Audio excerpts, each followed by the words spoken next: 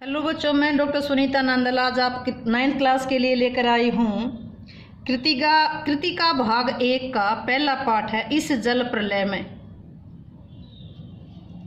तो पाठ की कहानी क्या है वो सुनिए। इसके लेखक है फणीश्वर नाथ रेणु द्वारा रचित पाठ है इस जल प्रलय में। इस जल प्रलय में फणीश्वर नाथ रेणु द्वारा रचित मर्मस्पर्शी रिपोर्टाज है, जैसे कहानी है, निबंध है, रिपोर्टाज है, यात्रा वृत्तांत है। ये एक हिंदी की विधा है जिसमें उन्होंने सन 1975 ईस्वी में पटना में आई प्रलयंकारी बाढ़ का स्वयं अनुभव किया हुआ हाल वर्णन किया है। जो महसूस किया था, जो उन्होंने झेला था, वो अनुभव का वर्णन किया है, यानी कि उस अनुभव की रिपोर्ट दर्ज की है।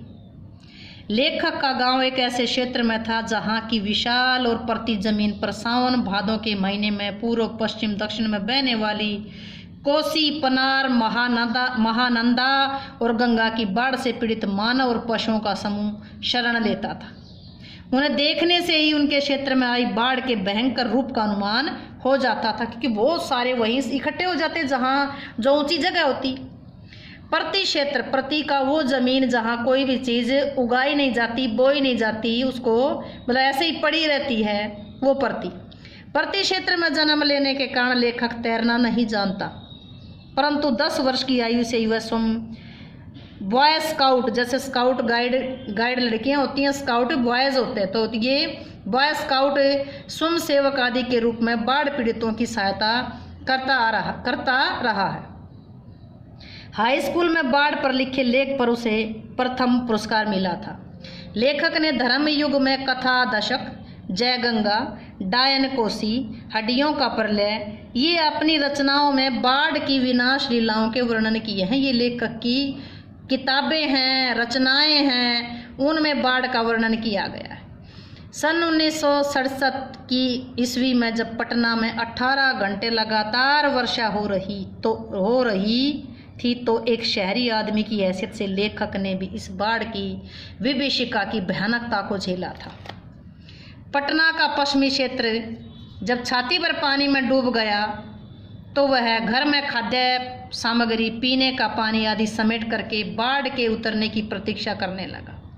सुबह उसने सुना कि राजभवन, मुख्यमंत्री निवास में भी बाढ़ का पानी घुस गया है।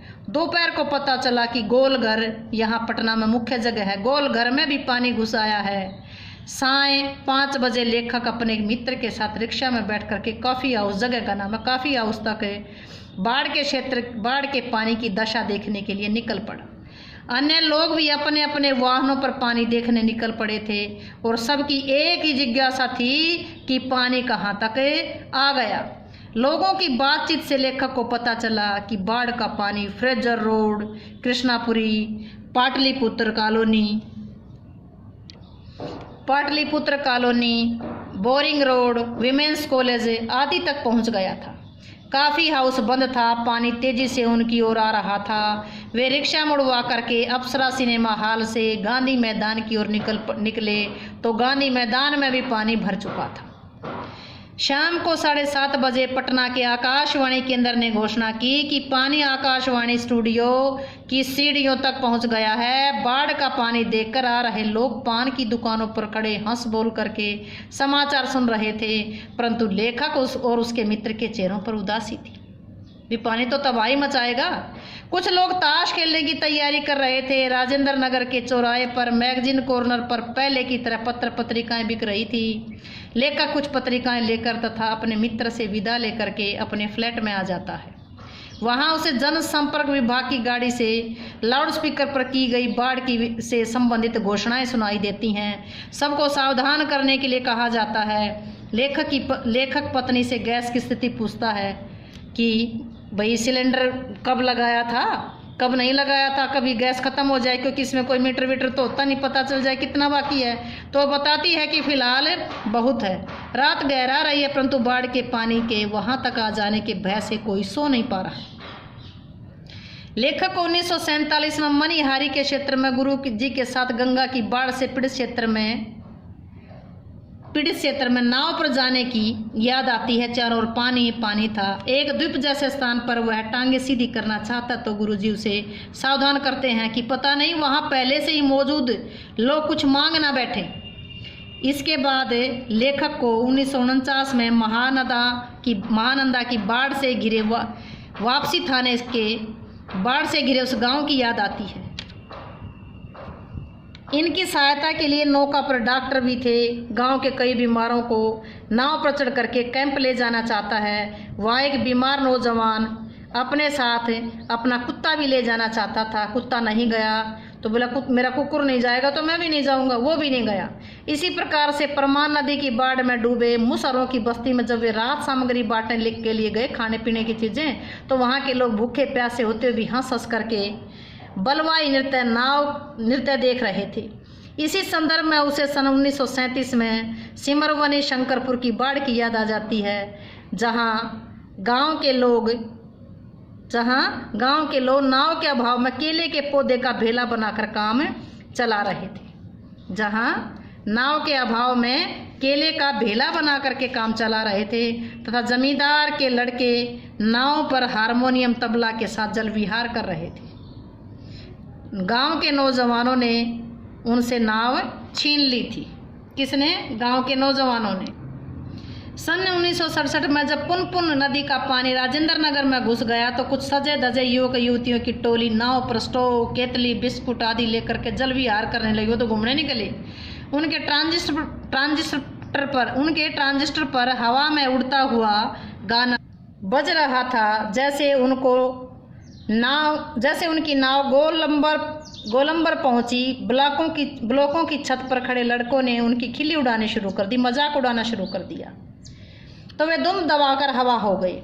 रात के 2:30 बज गए थे। पानी अभी तक वहां नहीं आया। उसे लगता है कि शायद इंजीनियरों ने तटबंध जो बांध थे वो ठीक कर दिए हों। चारों ब्लॉकों के लोग सोए नहीं, क्योंकि फ्लैटों की जो रोशनियां जल बुझ रही थी। कुत्ते रह रहकर भौंक रहे थे। लेखक को अपने उन मित्र संबंधियों की याद आ जाती है जो Pataliputra colony, Shri Krishnapuri, boring road आदि क्षेत्रों में जल से घिरे हुए रह रहे हैं। वह उन्हें टेलीफोन पर संपर्क करना चाहता है, पर टेलीफोन डेड था। बिस्तर पर करवटें लेते हुए लेखक कुछ लिखने की सोचता है कि उसे पिछली साल अगस्त में नरपतगंज थाना के चक्रदाहा गांव के पास छाती पर पानी में खड़ी उस गाय की याद आ जाती है जो आजकल में ही बच्चा जनने वाली थी तथा उनकी ओर निरी दृष्टि से देख रही थी। वह आंखें बंद कर, कौन? लेखक।